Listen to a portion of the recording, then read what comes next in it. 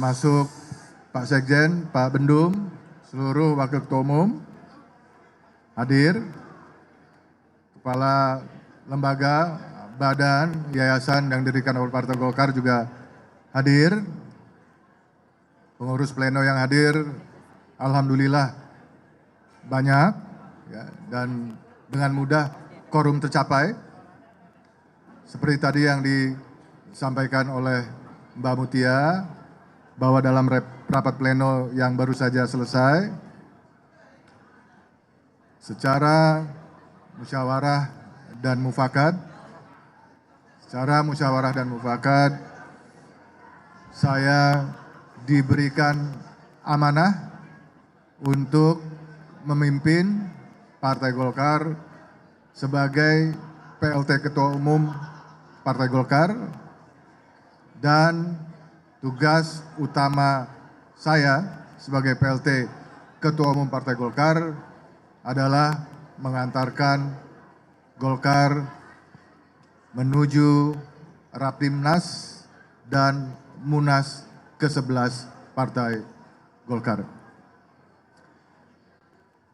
Kita lihat, kita tampilkan kepada publik bahwa Partai Golkar merupakan partai yang dewasa, partai yang punya pengalaman jam terbang begitu banyak, ya, begitu tinggi, sehingga dalam menghadapi dinamika apapun, dalam menghadapi tantangan apapun, Partai Golkar bisa dan tetap menjaga soliditas di antara kader, di antara internal Partai Golkar. Kita tetap mempunyai komitmen tidak berubah, ya, menyukseskan pilkada serentak, menyukseskan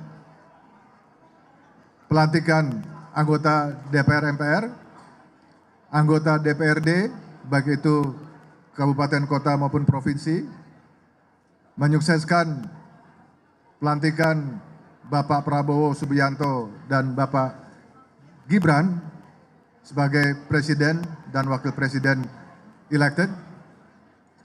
Tidak ada perubahan. Prinsipnya itu tetap kita jaga, dan Partai Golkar menjaga komitmen untuk mensukseskan pemerintahan Bapak Prabowo dan Pak Gibran menuju Indonesia maju. Tadi di dalam rapat pleno sudah diputuskan, sudah disepakati bahwa Rapimnas insya Allah akan kita selenggarakan pada tanggal 20 Agustus yang akan datang. 20 Agustus kita rencanakan pembukaan Rapimnas di pagi hari, kemudian malam harinya 20 Agustus malam kita rencanakan agenda pembukaan Munas ke-11 Partai Golkar, yang juga disepakati dan diputuskan akan digelar di Jakarta. Rekan-rekan media, tentu Partai Golkar akan terus-menerus bekerja sama dengan teman-teman media, ya. Kami butuh dukungan dari teman-teman media, ya, agar semua pesan-pesan, semua pemikiran-pemikiran dari Partai Golkar yang bagus-bagus ini bisa dibantu disosialisasikan kepada masyarakat luas. Saya kira itu saja yang bisa saya sampaikan. Terima kasih. Saya berikan waktu untuk kalau ada yang mau tanya jawab, mungkin 3 aja Mbak Mutia, ya. Di dalam rapat pleno tadi banyak sekali yang menyampaikan apresiasi terhadap kepemimpinan Bapak Erlangga Hartarto. Tadi diputuskan dalam rapat pleno bahwa nanti dalam gelaran memperingati hari ulang tahun Partai Golkar pada bulan Oktober yang akan datang, Partai Golkar akan memberikan penghargaan tertinggi kepada Bapak Erlangga Hartarto. Partai Golkar mengalami atau menjalani banyak sekali, merasakan suka dan duka, pengalaman yang luar biasa, challenge yang sangat berat, dan itu semua dijalankan dengan baik oleh Bapak Erlangga Hartarto. Banyak sekali kenangan kita, Partai Golkar, baik itu DPP maupun DPD dan seluruh kader Golkar di Indonesia terhadap kepemimpinan Bapak Erlangga Hartarto yang terus-menerus menoreh keberhasilan bagi Partai Golkar, khususnya keberhasilan dalam pemilu, di mana suara Partai Golkar berhasil menjadi pemenang kedua dan naiknya juga alhamdulillah cukup tinggi. Sukses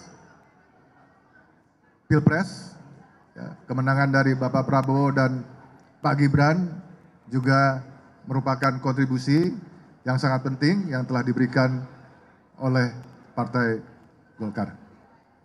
Saya kira itu, saya persilakan, ya, 3 saja Mbak Mutia ya. Ya Pak ya, 3 penanya.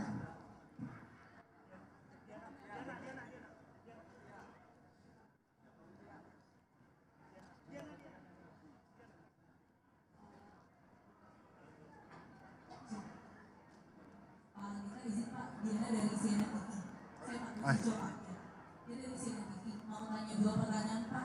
Yang pertama soal agenda Rapimnas dan Munas, ini apakah menentukan agendanya apa aja Pak, agenda utamanya?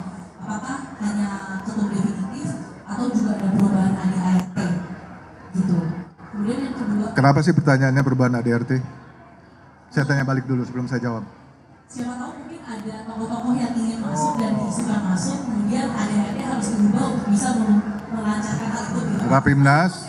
Rapimnas digelar untuk mengesahkan apa yang tadi sudah diputuskan dalam pleno, ya, yaitu jadwal Rapimnas dan jadwal Munas tadi yang sudah disahkan oleh pleno. Jadi Rapimnas hanya membahas satu agenda. Kalau Munas itu yang pasti akan dijadikan forum untuk memilih ketua umum baru, ketua umum definitif.